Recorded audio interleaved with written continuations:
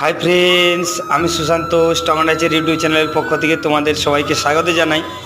আশা করি সবাই খুব ভালো আছো, আমিও খুব ভালো আছি।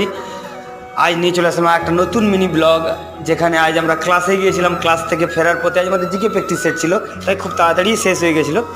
তো সেই ক্লাস করার পর আমরা প্রতি শনিবারই ক্লাসটি থাকে, তো ওই 6টা সাড়ে 6টার দিকে আমরা সব ক্লাস করার পরেই এই শনি মন্দিরে চলে আসি। তো শনি মন্দিরে চলে আসবো, সেখানে আমরা পুজো দেখি, যজ্ঞ দেখি।